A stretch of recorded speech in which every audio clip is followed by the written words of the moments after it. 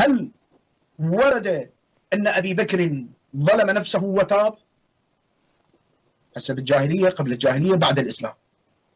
الآن سؤالي، وقال إن أبي بكر وعمر وعثمان الخلفاء كما يسميهم خلفاء رسول الله صلوات الله عليه وآله، قال لم يحللوا حراما ولم يحللوا، عفوا، يحرموا حراما، يحللوا حراما ولا يحرموا حلالا.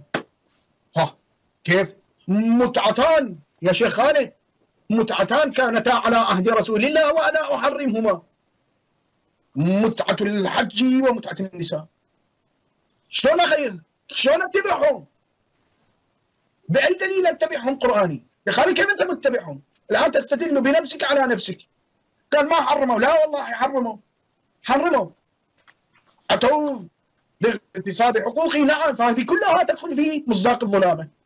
فالظلامة موجودة أم غير موجودة؟ موجودة. فخرجوا من هذه لابد أن يخرجوا، لأنهم في البداية قال من كنت مولاه سلموا، وقالوا لك يا ابن أبي طالب، سلموا لأبي طالب بالإمارة، إمارة المؤمنين.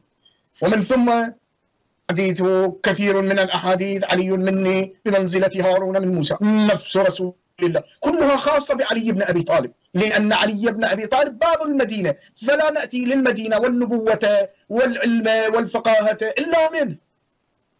والدليل، الدليل اللي عندكم ما يعرفون فاكهة وأبا، ما يعرف. والدليل اللي عندكم بيعتهم كانت فلتة. فأنا كيف أذهب أجد القرينة باب مدينة رسول الله أن أتبع، أم أتبع الذي لا يعرف فاكهة وأبا وأجعله إماما من دون الله؟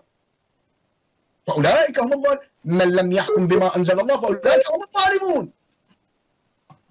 شكرا شيخ مهدي. شيخ خالد اتفضل، لك حق الرد. طيب، هو سأبدأ من آخر كلمة قالها من لم يحكم بما أنزل الله فأولئك هم الكافرون. سأسألك سؤالا، علي بن أبي طالب الآن لما تولى الخلافة رضي الله عنه وأرضاه ووجد أحكاما حكم بها أبو بكر وعمر وعثمان، غيرها أو لم يغيرها؟ تفضل شيخ مهدي. حادثة قال غيرها لأن أبي بكر، أنا أسألك الأحكام التي حكم بها أبو بكر وعمر. اسمع ركز. الأحكام التي حكم بها أبو بكر وعمر لما تولى علي الخلافة غيرها؟ عطاء بيت المال كان عمر وأبي بكر يعطون السابقة في الإسلام. أنا ما أريد التفصيل، لا تأخذ من وقت الآن. هل غيرها أو لم يغيرها؟ فجاء أمير المؤمنين وغيرها وقال لا، لم يغيرها. هذا الطوسي وهو شيخكم شيخ الطائفة يقول في كتاب الاقتصاد على أن علي بن أبي طالب لما تولى الخلافة لم يغير الأحكام. قال وأما إقرار أحكام القوم فإنه لم يمكن خلاف ذلك، وإنما أفضى إليه الأمر بالاسم دون المعنى، وأكثر من بايع كان يعتقد بالإمامة للقوم، فكيف يتمكن من نقض أحكامهم؟ ولذلك قال اقضوا لقضاة اقضوا، وقد سألوا بما نحكم قال بما كنتم تقضون. كيف الطوسي يقول على أن علي لم يستطع أن يغير الأحكام؟ إذن علي بناء على رأيك أنت حكم بغير ما أنزل الله، لأنه أقر الأحكام التي حكم بها أبو بكر وعمر. جميل جدا.